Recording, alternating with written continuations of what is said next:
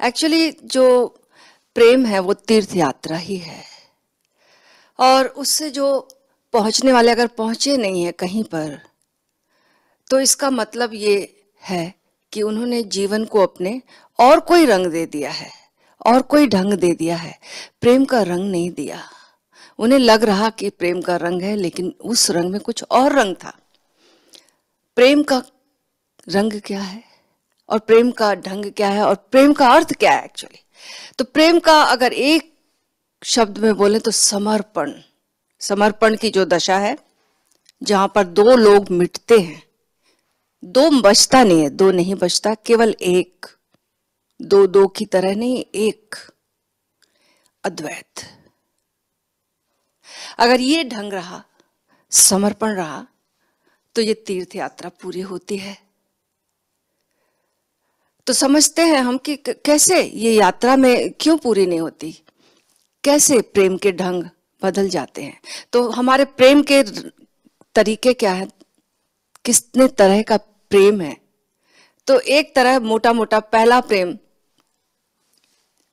पदार्थ से, वस्तुओं से प्रेम है, धन से प्रेम है, संपत्ति से प्रेम है, अपने मकान से प्रेम है, अपने बैंक बैलेंस से प्रेम है।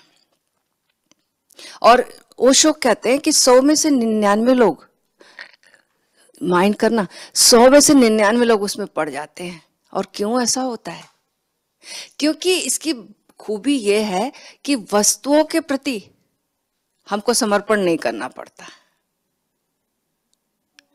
भाई वस्तु तो हम पे समर्पित है, क्योंकि हमारे पास अगर कार है, बेस्ट कार है, और कार जो है वो हमें समर्पित है, हम जैसा उसका उपयोग कर लें।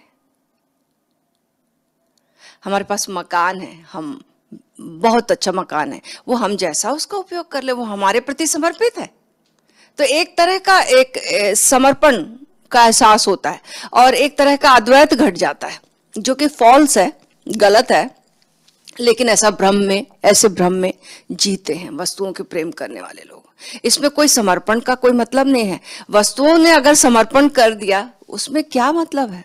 चेतना तो है ही नहीं ना उसमें, तो वो समर्पण किस काम का है? हाँ, सुरक्षा है उसमें, धन में हमारे पास सुरक्षा है, और इसलिए ये प्रेम ज्यादा ताकत रखता है और खींच लेता है। किसी व्यक्ति से प्रेम करेंगे, किसी मित्र से प्रेम करेंगे, तो कल पक्का है प्रेम वो में करे हमें, ये जरूरी नहीं है। बदल सकता है, चेतन है वो, बदल सकता है। प्रेम का भरोसा नहीं कर सकते, है ना। और प्रेम व्यक्ति रहा भी आए तो फिर मृत्यु तो है, उसका कौन सा भरोसा? धन मरेगा नहीं, हमारे साथ सुरक्षा एक देता है, एक गहरी पकड़ देता है। तो एक प्रश्न पूछ रही थी ओशो से एक महिला कि हम बहुत ही प्रेम में है एक व्यक्ति के, और इतना अधिक प्रेम है कि एक सांस भी नहीं ले सकते अकेले, लेकिन शादी नहीं कर सकते, क्योंकि मुझे डर लगता है कि वो व्यक्ति मेरे से 20 साल बड़ा है और मृत्यु तो हो जाएगी, फिर मैं अकेली, ये विधवा जीवन बाद का। तो मृत्यु तो है, असुरक्षा तो है। और इससे भी बड़ा खतरा क्या हो सकता है कि आज अगर कोई प्रेम में है हमारे, और कल भी हमारे प्रेम में है, और हम ना हो, ये मन बदल जाए, ये सब कुछ बदल रहा है, तो फिर वो बोझ बन जाएगा। तो इसलिए फिर मकान में तो सुरक्षा है कि बदल सकते हैं, दूसरा मकान बना ले, नया मकान बना ले।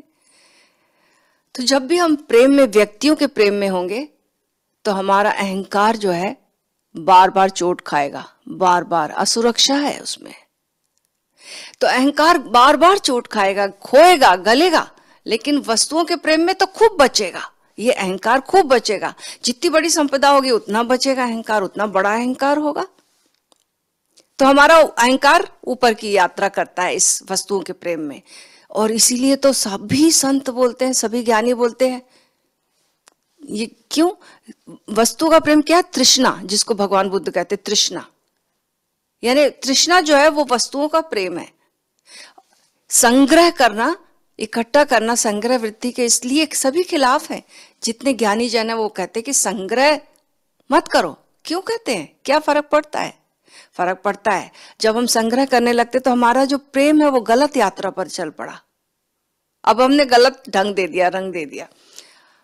क्योंकि जो व्यक्ति संग्रह कर रहा है, वस्तुओं को प्रेम कर रहा है, तृष्णा में जी रहा है, वो मनुष्यों को प्रेम नहीं कर सकता।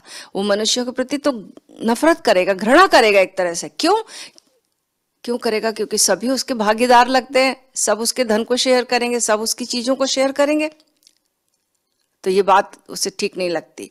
तो इसलिए वो प्रेम नहीं कर सकता, फिर मनुष्यों को वो घृणा करेगा एक तरह से। और परमात्मा के प्रति क्या करेगा? उपेक्षा करेगा। मनुष्यों से घृणा करेगा और परमात्मा से उपेक्षा करेगा। ये दुर्घटना घट जाती है वस्तुओं के प्रेम में। और दूसरा प्रेम है जो व्यक्तियों का प्रेम है। उस प्रेम में वस्तुओं के प्रति तो उपेक्षा हो जाती है। जो प्रेम में है वो उसको वस्तु कोई मायने नहीं रखती, वो सब कुछ लुटा देना चाहता, सब कुछ दे देना चाहता, उसको देने में आनंद है। लेकिन वस्तुओं के प्रति तो उपेक्षा हो गई, लेकिन परमात्मा के प्रति नहीं। परमात्मा के प्रति वो तटस्थ है। वस्तुओं से तो छूट गया, लेकिन परमात्मा से जुड़ा नहीं अभी व्यक्तियों के प्रेम में। क्योंकि व्यक्ति के प्रेम में, पहले प्रेम में क्या था? केवल ही जहर था, समझ लो। और दूसरे प्रेम में जहर भी है और अमृत भी है। तो जिसने व्यक्ति को प्रेम कर लिया, उसका मजा चख लिया, उस रस को चखा, उसको समझ में आ जाता तो वस्तुओं से तो कुछ मिलने वाला नहीं है। वस्तुओं का जो प्रेम था, पदार्थ का जो प्रेम था, वो तो सब्स्टिट्यूट था ना प्रेम का, कभी पूर्ण होने वाला तो नहीं है। लेकिन व्यक्तियों का प्रेम, याद रखें कि कभी भी दो व्यक्तियों का प्रेम पूरा नहीं हो पाता। ये भी तीर्थ यात्रा पूरी नहीं हो पाती।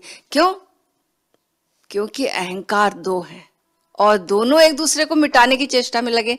दोनों सोचते हैं कि समर्पण हो जाए, दोनों ही एक बचे। जैसे भगवान कृष्ण कह रहे हैं ना, मामे कम शरणम व्रज, मेरी शरण में आ जा, सब कुछ छोड़कर। अर्जुन को कहते, ऐसे सभी प्रेमी कह रहे, एक दूसरे को झुकाने में लगे हुए हैं कि मेरी शरण में आ जा, सिर्फ सब कुछ छोड़ दो।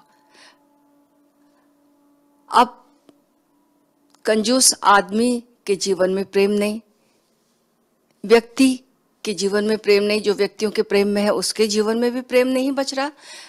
कंजूस जो आदमी है, जो वस्तुओं के संग्रह में जीता, थोड़ा शांत दिखेगा, लेकिन जो प्रेम में जी रहा है, प्रेम का रस जिसने चखा, प्रेम में जी रहा है, उसके जीवन में शांति नहीं मिलेगी। हाँ, एक प्रसन्नता, एक पुलक मिलेगी, लेकिन बहुत सारी अशांति की कीमत पर मिलती है। पूरे समय एक संघर्ष रहेगा लगातार, क्योंकि सभी एक दूसरे को झुकाने में लगे। अब अगर एक झुक जाता है, झुकने पर एक दुर्घटना घटती है। अगर नहीं झुके तो कलह है, हमेशा संघर्ष है, हमेशा संताप है हमेशा। और झुक गया तो आकर्षण खत्म हो गया, क्योंकि अब फिर ये व्यक्ति बन गया। तो व्यक्तियों के साथ प्रेम में दो बातें घट रही हैं। अगर व्यक्ति झुके, ना झुके तो लड़ाई, संघर्ष। और अगर व्यक्ति झुक जाए तो व्यक्ति नहीं बचा, वस्तु बच गया। तो अब यहां आकर्षण नहीं, क्योंकि वस्तु के प्रति थोड़ी आकर्षण है, व्यक्ति के प्रति था। तो जब आदमी प्रेम करते करते बूढ़ा होने लगता है, वृद्ध होने लगता है, तो दो घटनाएं अब जीवन में घटती हैं उसके जीवन में। वो व्यक्तियों के प्रेम से हार जाता है, थक जाता है, और हार कर एक दुर्घटना घटती है कि वो वस्तुओं के प्रेम में गिर जाता है। वस्तुओं से प्रेम फिर शुरू कर देता है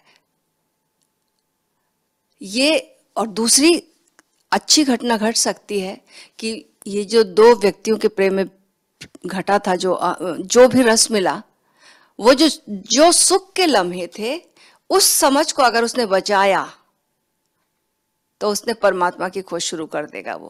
क्योंकि सोचेगा कि व्यक्तियों के प्रेम में जो सुख मिला, जो थोड़ी सी झलक मिली, तो फिर ऐसा कोई व्यक्ति हो जिसमें ये विराट झलक मिल जाए, ये बड़ी हो जाए, तो वो उस महाव्यक्ति को खोजेगा, परमात्मा को खोजेगा, गुरु को खोजेगा।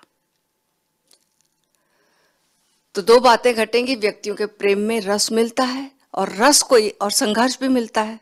दो चीजें हैं, रस मिला और संघर्ष मिला, दुख मिला, सुख मिला। अगर दुख को याद रखे, ये जहर है ना, इसको याद रखेंगे तो दुर्घटना घटेगी, वस्तुओं के प्रेम में गिर जाएंगे। हमने फिर जहर को संभाल लिया। और अगर हम सुख को याद रखें तो हम प्रेम की, ऐसे प्रेम की खोज में निकलेंगे जो शाश्वत है, जहां समर्पण संभव है। तब हमने अमृत बचाया, अपने प्रेम का निखार किया, परिष्कार किया, ये तीर्थ यात्रा चल पड़ी। अब गुरु बताएगा कि प्रेम से दुख नहीं है, हमारे अहंकार से दुख है। प्रेम के रहस्य बताएगा कि कैसे ये प्रेम परिष्कृत हो, कैसे ये ऊंचाइयां छुए, कैसे ये प्रार्थना बने, कैसे ये भक्ति बने।